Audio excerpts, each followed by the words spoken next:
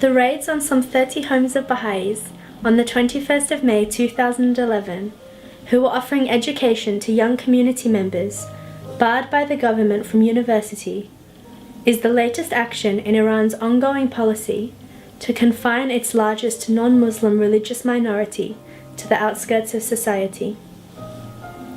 Iranian security forces reportedly raided homes associated with staff and faculty of the Bahá'í Institute for Higher Education, BIHE, and shut down a science and research center operated by the BIHE at Iran's Open University, confiscating computers, printers, copiers, mobile telephones, and other materials. More Baha'is associated with the institute were summoned for interrogation by the Ministry of Intelligence, and 14 Baha'is were detained. All those arrested in the latest raids were affiliated with the BIHE. Since the Iranian Revolution of 1979, Baha'i students have been excluded from universities regardless of their national university examination results on the basis of their religion. With nowhere else to turn, the community initiated its own educational programs.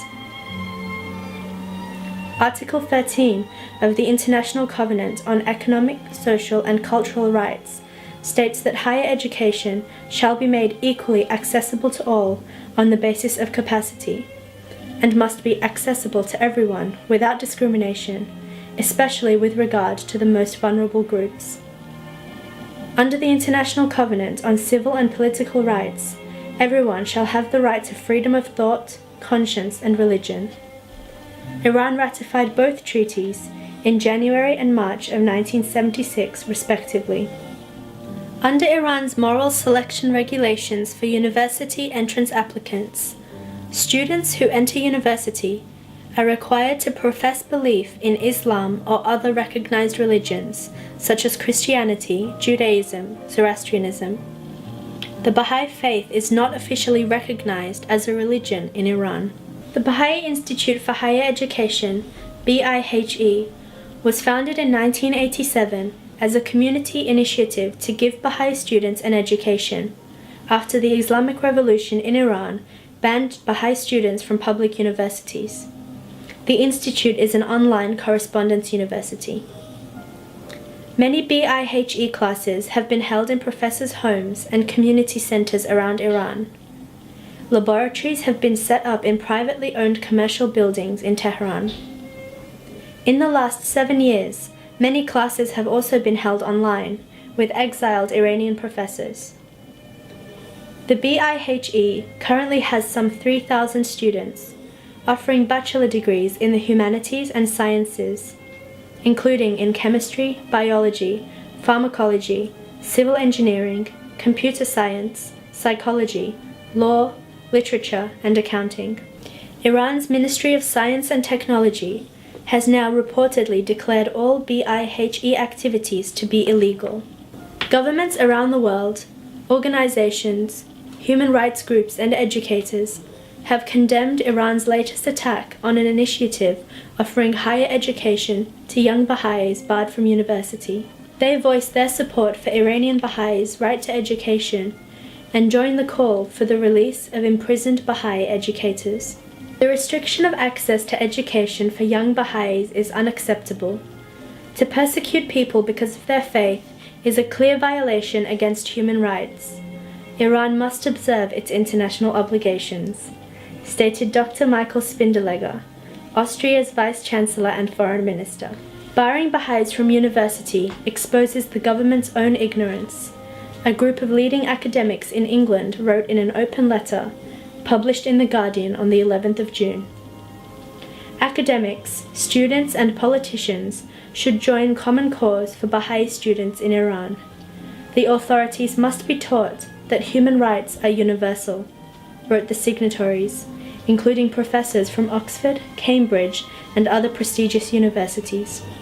It is interesting to note that in their approach to education, Baha'is were at the forefront of educational advances occurring in Iran between the end of the 19th and start of the 20th century.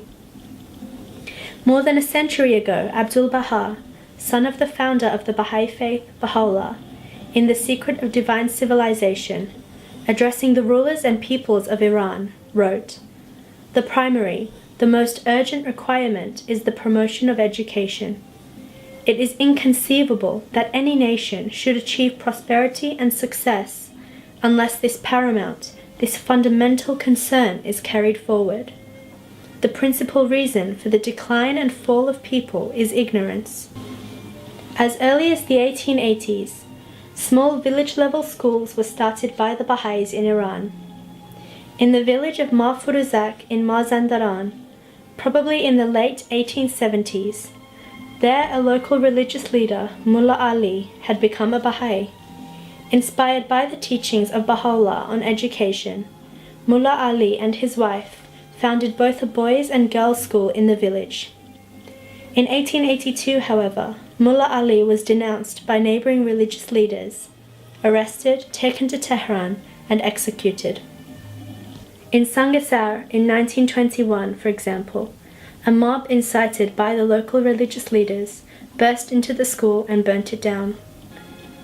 The Tarbiyat School for Boys in Tehran, founded in about 1899, was the first modern Baha'i school in Iran, and it soon became known as one of the best schools in the country.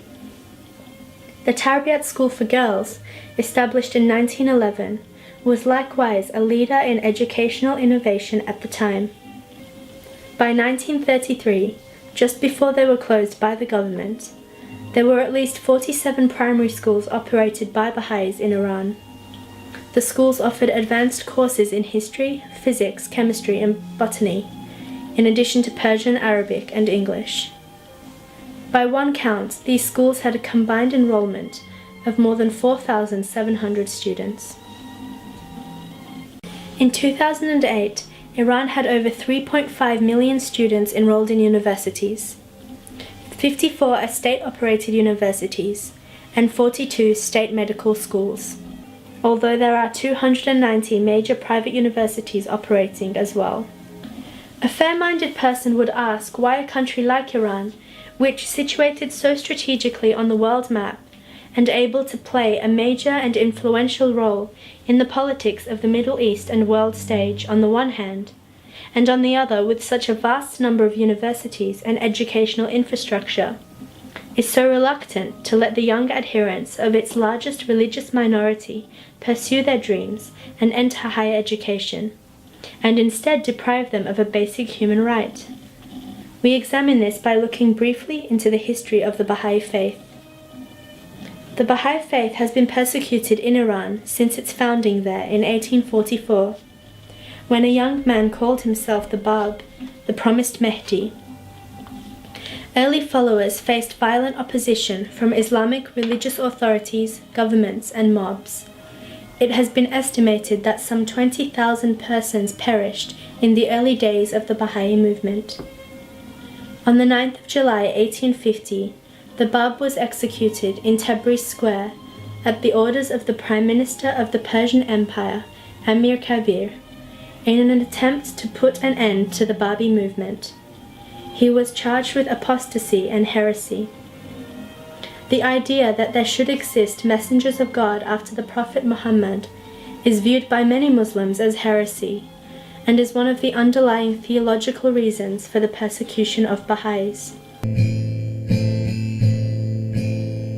The Shiite clergy believes that after Islam there cannot exist a valid religion. Therefore, almost by definition, the Baha'i faith must be a heresy and an evil movement. It is almost incredible to the West that pure religious fanaticism could flower so terribly in our day. This is an old enmity, an old hostility, which is really theological in its nature. Would the Iranian government consider protecting Baha'is if it felt they were in great danger? What do you mean by protection? To what extent? Protection in the sense that in 1979 their holiest shrine was dismantled. The shrine is not considered holy. We take it as a center of conspiracy. Very simple.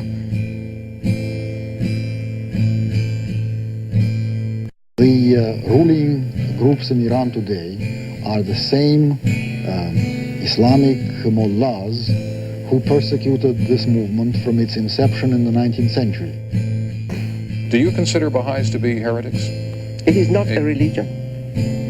I told you, I consider it as a political, treacherous political movement. Are they a threat to Islam? No.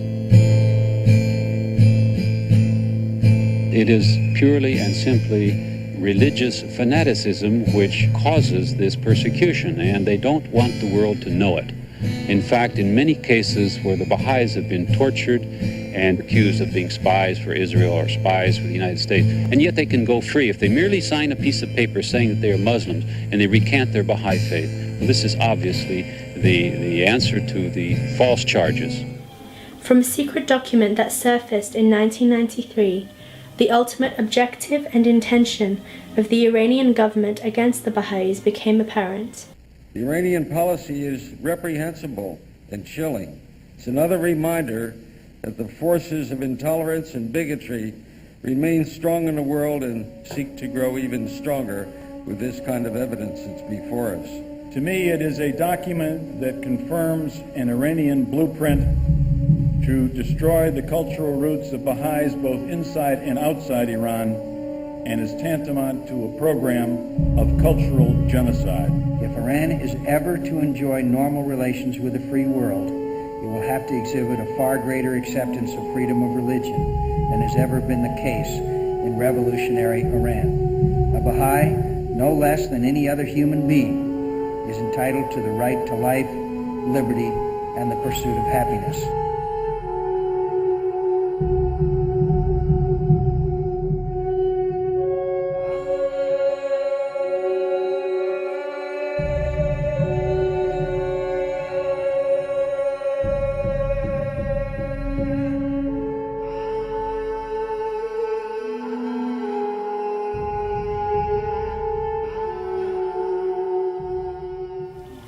This was the blueprint for the repression and eradication of the Baha'i community in Iran. Policy was enacted the day the Islamic government came to power in 1979. This includes killing innocent Baha'is, imprisoning of hundreds, confiscating properties and businesses, sacking thousands from governmental jobs, destroying and demolishing Baha'i holy sites, and depriving Baha'is from their most basic rights. The recent raid on the Bahá'í Institute for Higher Education can be seen as yet another ploy in this series of policy, a coordinated and continuous effort to demoralize and destroy the Baha'i community. As a professor at BIHE said, the Iranian government has a cultural agenda. They want to prevent future generations of Baha'is from becoming educated and socially mobile. This is the latest in a series of attacks on the community, because this institution is the remaining functioning collective effort of the community. Everything else has been destroyed by them.